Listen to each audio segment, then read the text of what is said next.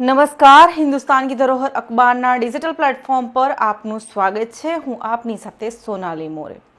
વાત કરવી છે ફરી એકવાર દાહોદ જિલ્લાના દેવગઢ બારિયા તાલુકાની। દેવગઢ બારિયા તાલુકાના મોટી ખજૂરી ગામે લોકોએ જે મનરેગા કૌભાંડમાં અગાઉ ખૂબ જ અફલાતફલી થઈ અને આ મનરેગા કૌભાંડમાં મંત્રી બચુભાઈ ખાબડના જે પુત્રો છે એ પુત્રોને જેલ ભેગા પણ ધકેલવામાં આવ્યા હતા અને ત્યારબાદ તેમને જામીન મળતાની સાથે જ તેઓને ખબર પડી કે ગાંધીનગરથી જે વિજિલન્સ તપાસની ટીમ છે તે તપાસ માટે આવી રહી છે।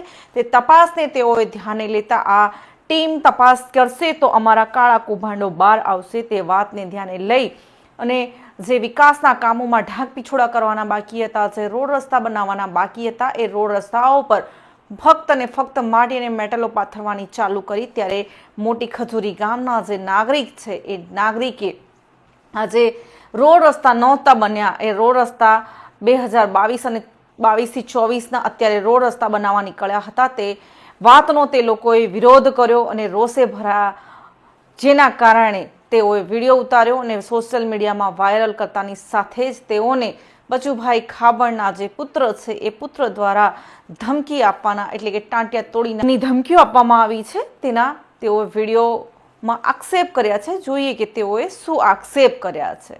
દાહોદ જિલ્લાના દેવગઢ બારિયા તાલુકામાં ફરી એકવાર મનરેગા કૌભાંડનો ધમધમાટ શરૂ થયો છે।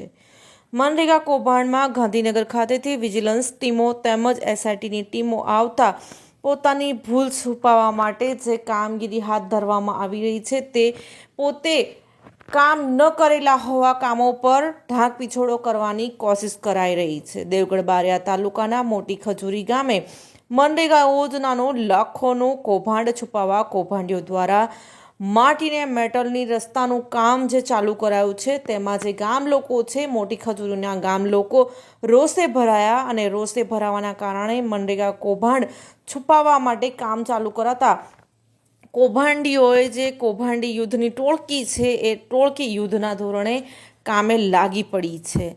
મનરેગા યોજનાનું કૌભાંડ ગરીબોના વિકાસના કામો ફક્ત ને ફક્ત કાગળ પર ઘોડા દોડાવાયા, પરંતુ સ્થળ પર કંઈ જ કામ નહોતા।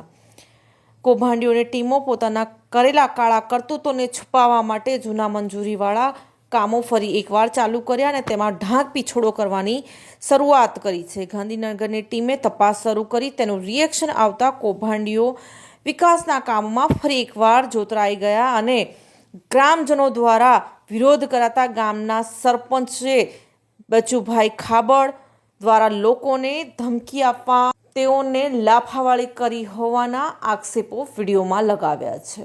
મારું નામ પૂજારા સરદાર અભયસિંહ છે। હું ગામ મોટી ખજૂરીનો રહેવાસી છું અને મારા ગામમાં મોટી ખજૂરી ગામમાં અગાઉ 2022-23ના કામમાં કરવામાં મંજૂર થયેલા, તો અત્યારે એસઆઈટીની ટીમ આવવાથી લોકોને આંખોમાં ધૂળ નાખવાને કારણે મેટલ નાખવાની કામગીરી ચાલુ કરતા લોકોને ઉભરાટ થતા આખા ગામજનોને ખબર પડતા ગામજનો દોડી આવી અને ગામજનોએ તપાસ કરી કે શા કારણનું કામ થાય છે।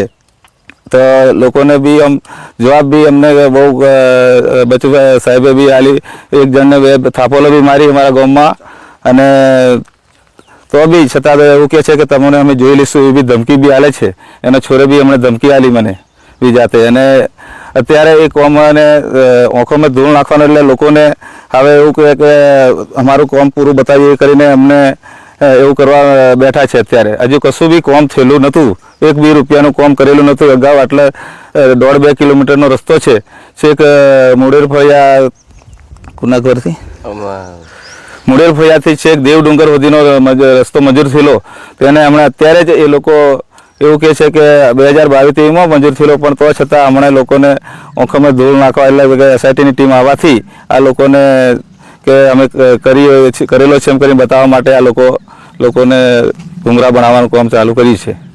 ખરું ને બરાબર છે।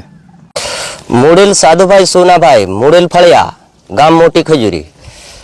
જો મેટલ નાખી હું સ્થળે ગયો અને મેં ફોટો પાડી લીધો અને ફોટો વાયરસ કરી નાખ્યો, તો બચુ સાહેબને છોકરે મને એવું કીધું કે તું આ રસ્તે છરકવાનો કે નહીં? મેં કીધું છરકીશ ને, સરકારી રસ્તો છે। તો મને ધમકી આલી કે ટોટિયા તોડી નાખીશ, આવો વાયરસ કેમ કર્યો એમ મને ધમકી હાલમાં આલી। અને મેં આવીને બધાને મોટાને પૂછ્યું, મેં કીધું આવી રીતના મને વાત કરી બચ્ચુ સાહેબના છોકરે. મેં કીધું ચોટિયા તોડી નાખવાની વાત કરે છે, બરોબર. મેં તો જો સ્થળે જઈને મેં ફોટો વાયરસ મોકલાયો કે કામ ચાલુ છે.